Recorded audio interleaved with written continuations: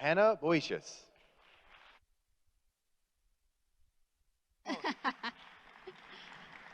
Almost right, thank you. So, do you know how it feels to be lied to for 26 years? And it makes you question everything, everything that you've believed, everything that you are, and everything that you've experienced. It questions your whole reality, actually. And to some extent, even your sanity. And luckily for me, this wasn't as bad as like a cheating spouse or anything. I'm sure someone's experienced that too. But this was a lot worse. This is my story of life and death. This is me when I was 2 years old and a couple months, holding my baby sister.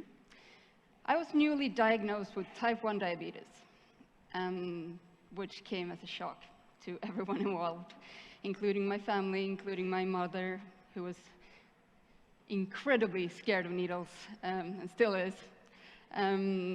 But she had to chase me around to give me my insulin shots.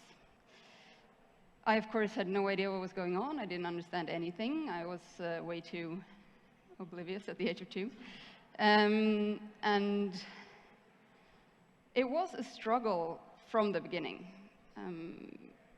due to many factors, but mainly because I was so small and because when I was diagnosed in 1985, it was the high craze of the low-fat diet, and especially for type 1 diabetics, we cannot even smell a stick of butter because we might get sick or die straight off. So it was a struggle from the beginning. High blood sugars, high amounts of insulin, never really making it to that equilibrium where you have to be. And I did really, really badly for the first 26 years of being told these lies. It got so bad when I was a teenager that I completely gave up. It didn't work anyway. Why bother? I gave up as to why I should even try to take care of myself. I didn't take my insulin properly, I didn't check my blood sugars, which are both vital things to do when you have type 1 diabetes because it's a very volatile thing. And it was so bad that I was labeled in my medical journals as brittle diabetic and non-compliant and cannot take care of herself and all these things. And I was in and out of the hospital more times than I can count or care to admit, both from high blood sugars, deadly high with the full-on diabetic ketoacidosis, which I will talk a little bit about later, and also they had to scoop me up from the main train station in the city of Zurich, Switzerland, where I live, because I was unconscious because my blood sugar was so low. So what I do today is that I've, of course, turned my life around. I've saved myself from a very early death. At some point, I wasn't even sure I would see my 30th birthday. And I now help other diabetics to get healthier and happier through coaching and through workshops and through being here, speaking in front of you guys. So the difference between type 1 and type 2 is type 1 is what they assume still autoimmune. So basically the insulin producing cells in my pancreas are wiped out by my own immune system. For this, of course, it requires some sort of trigger, and this is what they're debating now to a large extent. Whereas type 2 diabetes, the cells don't recognize the insulin that the body produces to the extent that it needs, so that the body just produces a big amount of insulin, leading to all kinds of bad things, which I will also talk about. All right, so these are my favorite lies that I've been told by doctors and by other healthcare professionals for, well, now 32 years. And they continue, although I have completely changed my lifestyle and my approach to taking care of myself, and with excellent results. I now have a normal HbA1c as a healthy person, and everything is a lot easier when you don't eat as many carbs as you may be prescribed. So I'm curious to see if you believe these two. So the first one, it's a fantastic one. It is, you have to eat carbs. For God's sakes, person, you've lived with this disease for so long, you have to know that you have to eat carbs. Your body needs it. That's the main fuel for your body. Well, yes, you do still need some carbs, but your body is hugely and fantastically efficient like that. What you actually do need for your brain is a little bit of glucose every day. But your liver, because he's an amazing guy, he takes care of that and can make that out of other things than carbs that directly influence your blood sugar. Carbohydrates and insulin, it's a very, very uneven equilibrium, because as soon as you add a lot of carbohydrates, you have to then at the same time add a lot of insulin, whether you're type 1 or type 2. It doesn't matter. It's just with type 1, you have to add it from the outside. And this creates a huge uncertainty in the body. So when you eat a lot of carbs, your blood sugar goes really high, and then you have to combat it with a lot of insulin, so it goes really, really low. And this is what I call the law of big numbers. It's Dr. Richard Bernstein, who is an amazing type 1 warrior, who wrote a fantastic book called The Diabetes Solution, and he really has the solution, which is something I tell everyone I work with. He coined the term the law of small numbers, which is a small amount of carbohydrates require a little insulin, and you don't get these blood sugar swings, but you keep stable. And as we heard yesterday, the official recommendations are still 45 to 60 grams of carbs per meal, and that's insane. How is this even possible when we see so much going wrong with so many people who suffer from diabetes? This is incredibly offensive, I find. So this is a little graph that I stole from my friends at Type 1 Grit, which is a fantastic Facebook community if you have type 1 and are interested in eating low carb. So the first little drawing here is a glucose molecule, and diabetics can't metabolize glucose, and high glucose in the blood causes diabetic complications. Number 2, this is carbohydrate. Carbohydrates are chains of glucose molecules. Carbohydrates raise blood glucose, and carbohydrate is not a required macronutrient. This little guy, he's your doctor. He wants you to eat lots of carbohydrates. Why? And I love this slide because it explains it so simply what is going so wrong with our diabetes care today.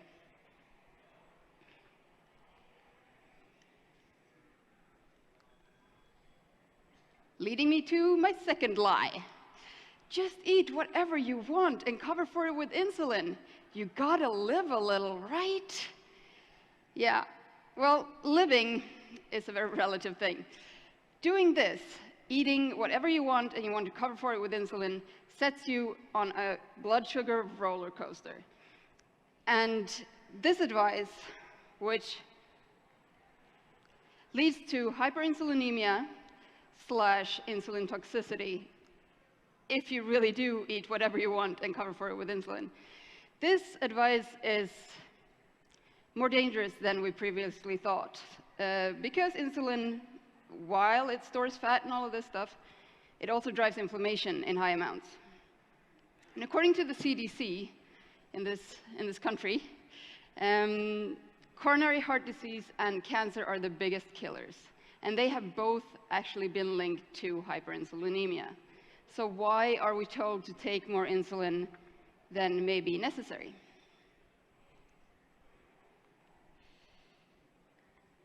And never mind the toxicity. That's fine if they want to play around with that. That's fine. But the margins of error, like I mentioned in my previous point, are just too large. If you eat a lot of carbs and then have to add a lot of insulin, then you're bound to have a disaster in your hands. It's much, much easier to eat a small amount of carbs, take a smaller amount of insulin, and then have more stable blood sugars. So you can avoid this roller coaster rocket ride that doesn't feel good anywhere. It's unhealthy, and frankly, it destroys your body. This is what leads to diabetic complications. So this is a slide. I did actually do the American Association of Diabetes Educators, education as far as I could without being a nurse or a medical professional. And this slide really stuck out for me when we went through this in the course. What does insulin do? It helps get sugar, glucose, from the bloodstream into the cells where it's used for fuel. Absolutely right. It helps store sugar in the form of triglyceride, which can be used, which can be turned into fat. Yep, that's very true. And it prevents the breakdown of fat.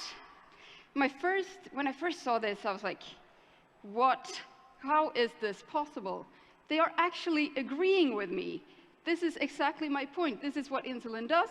So why are we told to use so much of it when there is another way? And this leads me on to my sneaky little second-and-a-half lie. Without masses of insulin, you'll go into diabetic ketoacidosis.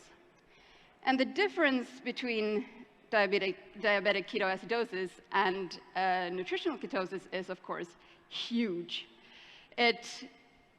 You can only get into diabetic ketoacidosis if you don't have or provide the body with enough insulin, which is a really, really stupid thing to do.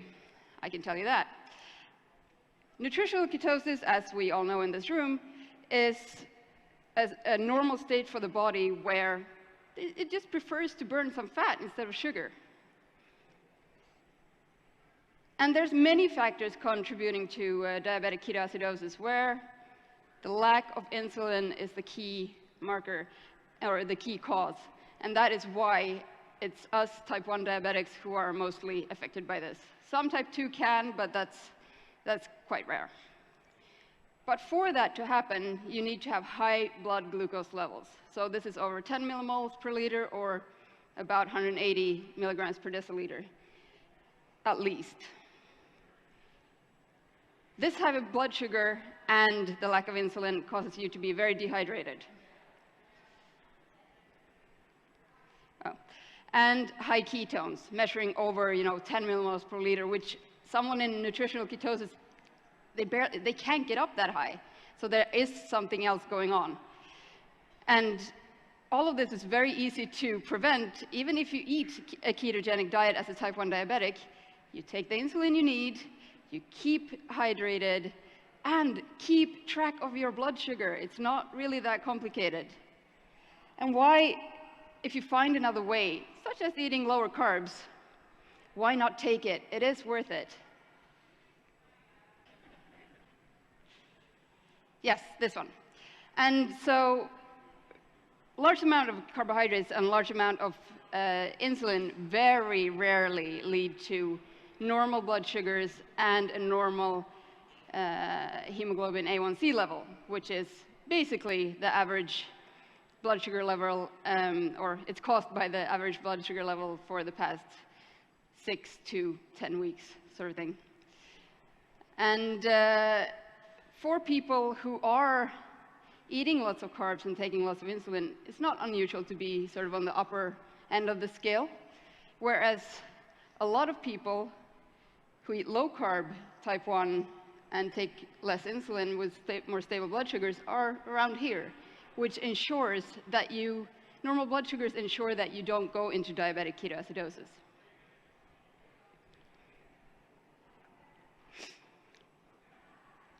And all ketones are bad. Even trace is something that I've heard for 32 years. And it's quite heavy to be the person who has to prove everyone wrong. But this is what I do. This is what I enjoy doing in my spare time when I go to my doctor's appointments. But, you know, it's all good. And as I said before, diabetic ketoacidosis, again, versus nutritional ketosis, it's so different. It's completely different worlds. And I can't see how one would cause the other, to be honest. As long as you, as I said, take your insulin needed, don't be dehydrated, and check your blood sugars. That's all you need. But trace ketones are bad for sugar-burning diabetics without control, because it shows that they do have a lack of insulin, which is the key factor for diabetic ketoacidosis to occur. And if you can feel great and full of life, and without feeling sick and tired of what you're doing, and that you can live the way you want to live, you still have a choice. Which quickly then leads me on to my fourth lie. Complications are a natural progression of diabetes. This is something we saw in the slides yesterday. This is something I get told on the regular.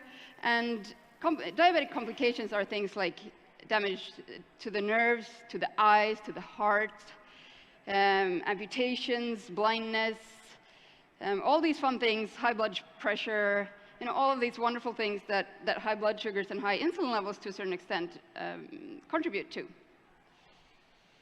So a high hemoglobin A1C level leads to diabetic complications. And a blood sugar roller coaster and this high level is what leads to the complications, which again makes me question, why are we told that everything is okay? Just being a normal person. And a healthy A1C level is max 5.5%, but we can agree that you're probably already a little bit pre-diabetic by that point. Whereas diabetics get a goal of 6.5 to 8%. Why is this? Why aren't we, I don't want to say allowed, but I'm going to anyway. Why aren't we allowed to be as healthy as normal people? And my theory is that this is the security of being able to say this, yes, just eat what you want and take the insulin that you need for it. Cover it with insulin, it's fine. Just so that, I don't know if they're trying to make type 1 diabetes seem less of a burden than it is, but who are they kidding? It's really no joke. And stable and low normal blood glucose levels is what possibly is the only thing that can protect you from complications. There is nothing else. There is no trying to cover it with insulin. There is no magic pill. The only thing is hard work, really grit, and keeping your blood sugar as stable as possible. Oh, and this one my parents got to hear a lot when I was newly diagnosed. A cure, it's just around the corner. She'll never grow old with this. Yeah, I don't know if they actually meant that I would be dead before I grew old, or if they actually thought back in 1985 that a cure for diabetes was just around the corner, because this time span is what I've been living under the condition of for a long time. In just 5 to 10 years, there'll be a cure for type 1 diabetes. Yeah, I'm still waiting, 32 years later, and we haven't quite gotten there yet.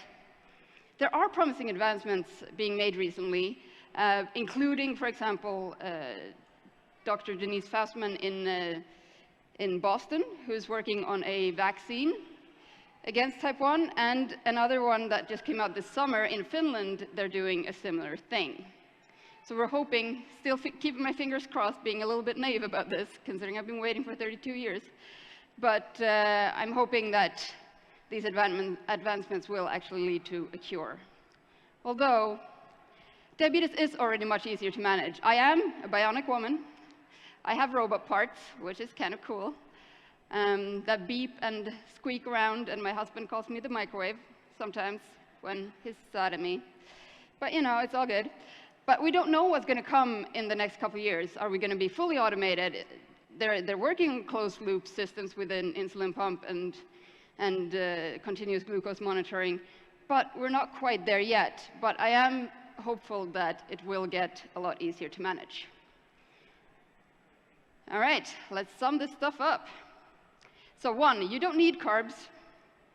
There are alternative fuel sources.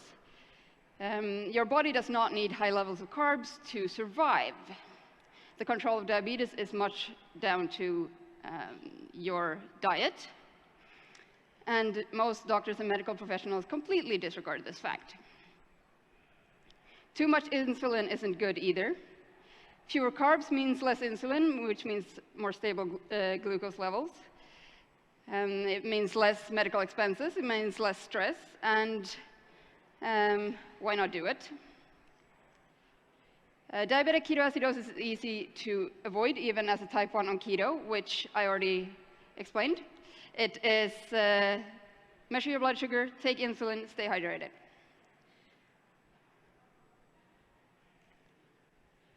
Ketones are a great fuel if you use them in the right way. And again, it's not rocket science. We can also do it as type 1 diabetics. Your body can easily and happily run on ketones, and normal blood sugars is what's going to save you a lot of hassle. Diabetic complications can be avoided with a low and normal blood sugar level. And easier diabetes management will come way before a cure. Thank you.